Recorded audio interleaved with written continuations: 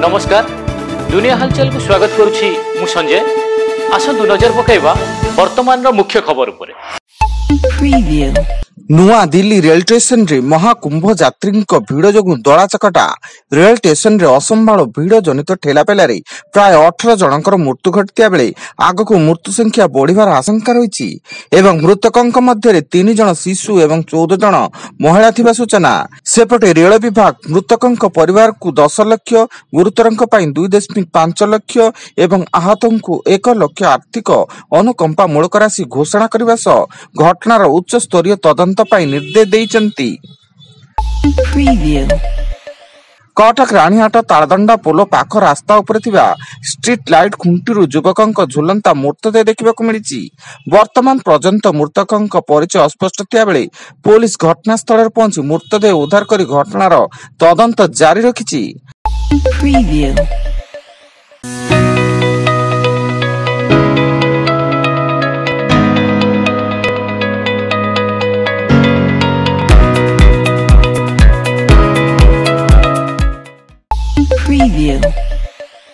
ब्रह्मपुर गोलंतरा थाना अंतर्गत 16 नंबर जातीय राजपथ हलदिया पदर ओभरब्रिज उपरे जड़े महिला बेकरू सुनाहार और मंगलसूत्र लुंटि नेले दुर्बृत्त।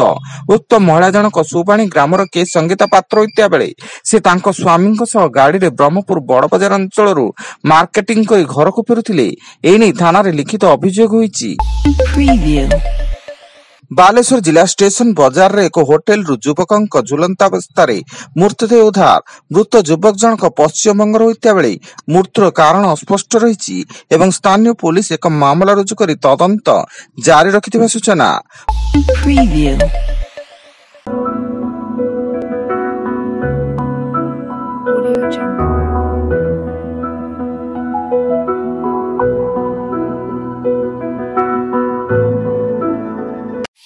Preview.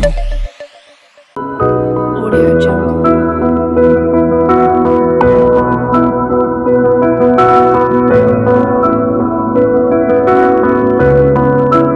Audio Jungle.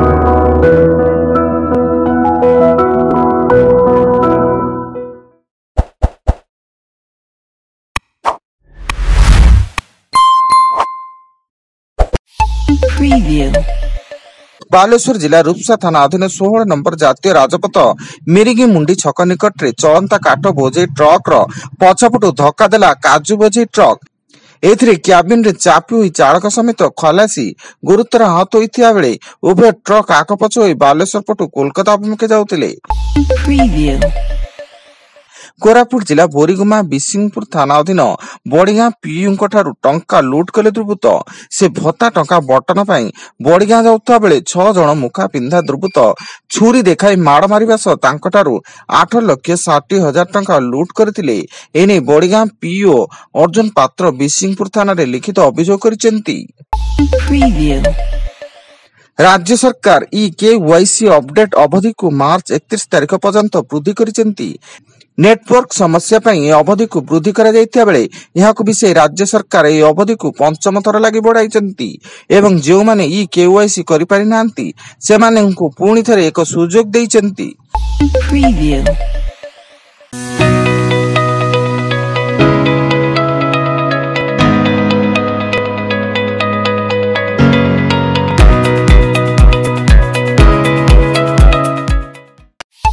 Preview.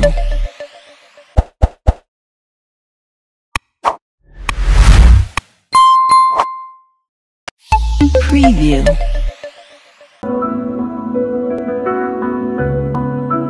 Audio Jungle.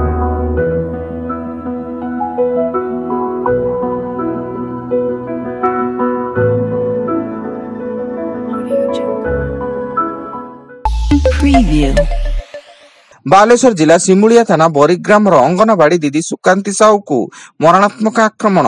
तांको स्वामी घरे नथिया बेले किछि दुर्बृत्त तांको धारुआ अस्त्र रे आक्रमण करी घटनास्थल फेरार हो जाइतिले। फଳରେ गुरुतर अवस्था तांको कटक बड़ मेडिकल को स्थानांतर करा जाइछि। तेबे खबर पाई सिमुलिया पुलिस घटनास्थल पहुंची तदंत आरंभ करिछि। सेलिब्रिट क्रिकेट लीग रो 2025 संस्करण दुईटी मैच आज कटक बारवाटी स्टेडियम रे हबो। अपराह्न 2टारू 6टा पंजाब देशर और भोजपुरी दबंग्स मध्य रहबो एवं संध्या 6:30 रु 10:30 पर्यंत मुंबई हिरोज और बेंगल टाइगर्स मध्य मुकाबिला हेबो। एथिपे समस्त प्रस्तुति सरीची। Preview. एवं राज्य रे 2 दिन हेला पारद ऊपर रही आसुवा बेले आसंता 19 तारिख रु वर्षा हबार संभावना रही एवं 3 दिन धरी मयूरभंज केन्दुझर सुंदरगढ़ झारसुगुड़ा बालेश्वर भद्रक जाजपुर और ढेंकानाल रे वर्षा हेबो बोली पूर्वानुमान करिछि भुवनेश्वर पाणीपाग विभाग। Preview.